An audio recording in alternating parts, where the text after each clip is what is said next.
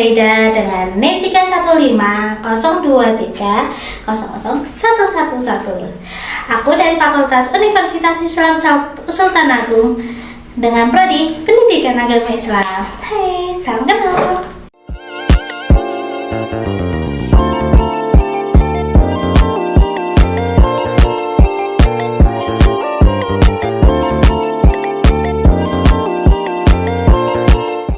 Hai, materi ini tentang pemikiran pendidikan Islam dari 4 tokoh filosof Muslim. Dari 4 tokoh tersebut yang kita ambil adalah pertama, Imam Al-Ghazali, kedua, Al-Farabi, ketiga, Ibnu Sina, dan keempat, Ibnu Khaldun. Sekarang materi ini kita mulai yuk. Oke, kita mulai dari Imam Al-Ghazali, atau namanya bisa disebut Abu Hamid Muhammad bin Muhammad Al-Ghazali atau Syekh Asy-Syafi'i. Beliau lahir di Tus, Iran, Kesultanan Saljuk Raya pada tahun 1058 Masehi sampai 1111 Masehi. Beliau adalah ulama besar yang dikenal sebagai Hujjatul Islam. Ia memberikan perhatian besar pada pendidikan moral dan spiritual. Imam Al-Ghazali adalah seorang ulama, teolog, dan filsuf yang memadukan pendekatan ilmu agama dengan akhlak. Ia hidup di masa di mana pengetahuan berkembang pesat, tetapi seringkali terpisah dari nilai-nilai moral dan spiritual. Konsep pendidikan menurut Imam Al-Ghazali yaitu pendidikan sebagai ibadah.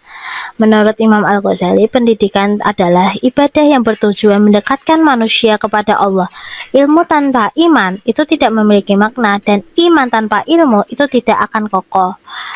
Pembagian ilmu menurut Imam Al-Ghazali itu ada 2, yaitu fardhu ain, ilmu wajib dipelajari setiap individu seperti akidah, ibadah, dan akhlak.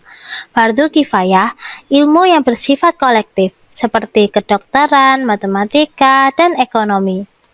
Metode pendidikan yang dilakukan oleh Imam Al-Ghazali, yang pertama, keteladanan guru. Guru harus menjadi figur yang berakhlak mulia karena perilaku mereka akan menjadi contoh oleh seorang murid. Yang kedua adalah pembentukan karakter. Pendidik dimulai dari pembentukan iman. Setelah iman kokoh, barulah ditanam ilmu-ilmu lainnya. Yang ketiga adalah mengendalikan diri. Pendidik harus membantu mengendalikan hawa nafsu dan menjaga keseimbangan jasmani dan rohani. Karya Imam Al-Ghazali yang paling terkenal yaitu Ihya Ulumuddin merupakan kitab yang membahas tentang kaidah dan prinsip yang menyucikan di jiwa, yang membahas perihal penyakit, pengobatannya, dan pendidikan hati.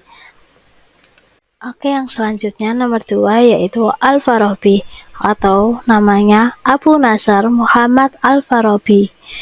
Beliau lahir di Ortar, Kazakhstan pada tahun 872 Masehi dan meninggal pada 951 Masehi. Beliau dikenal sebagai guru kedua setelah Aristoteles. Al-Farabi mengintegrasikan filsafat dengan pendidikan Islam. Al-Farabi dikenal sebagai filsuf yang menyelaraskan ajaran Islam dengan filsafat Yunani.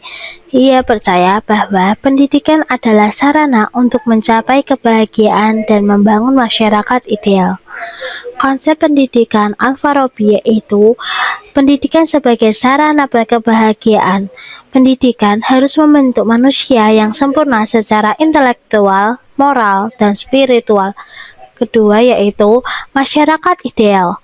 Pendidikan berperan menciptakan masyarakat yang adil dan harmonis.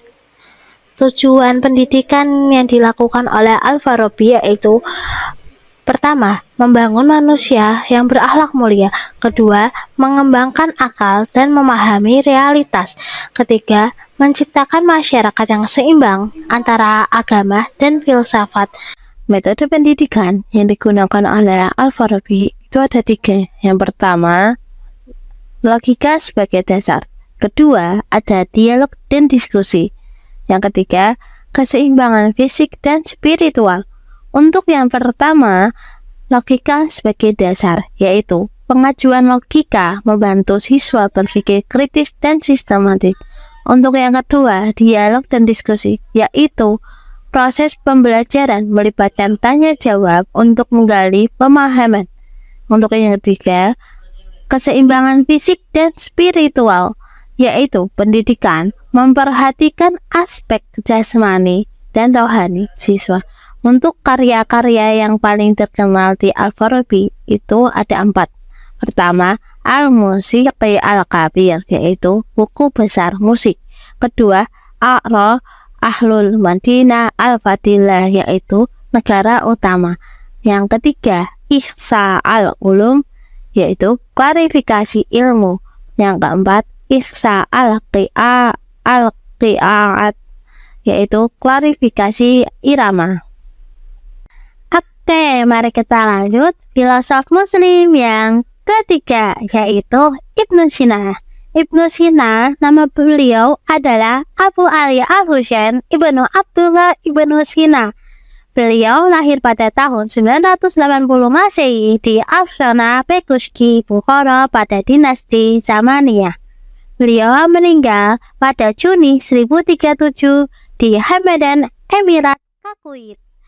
Beliau dikenal juga sebagai Avicenna, yaitu sosok yang dikenal sebagai filsuf, kedokteran, dan ilmu hebat. Dia percaya bahwa akal dan ilmu pengetahuan adalah kunci untuk mengenali potensi manusia. Enggak cuma terkenal di dunia Islam, pemikirannya juga dihormati di Barat. Sampai-sampai beliau dijuluki sebagai bapak kedokteran modern. Lewat karya-karyanya, beliau menginspirasi banyak orang yang terus belajar dan berpikiran lebih dalam tentang dunia.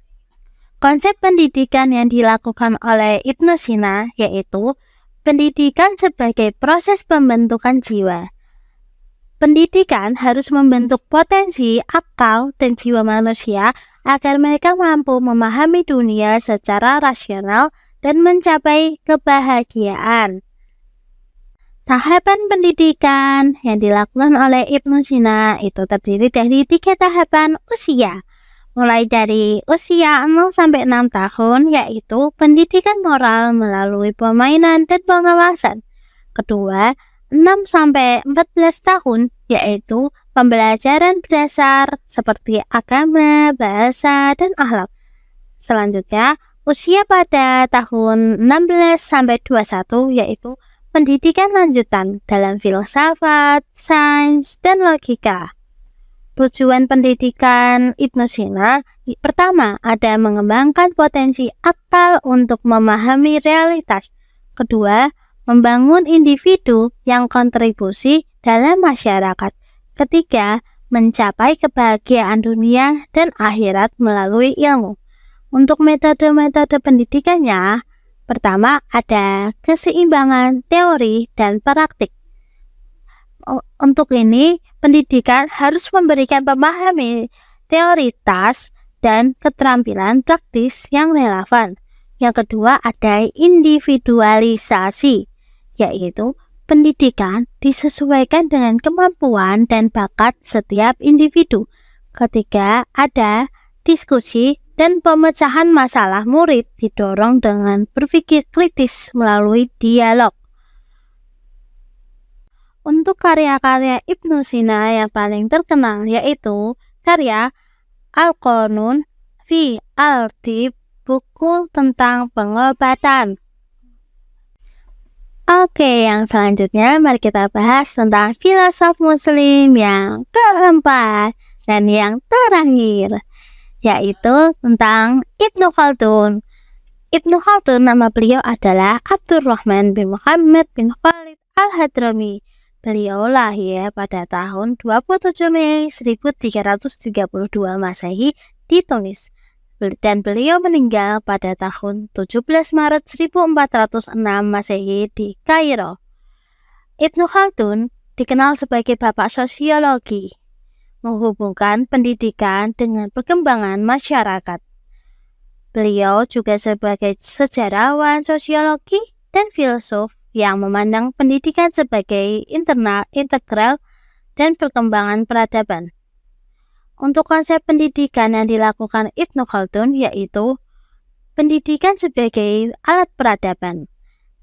Pendidikan bukan hanya untuk individu, tetapi juga untuk membangun masyarakat yang beradab.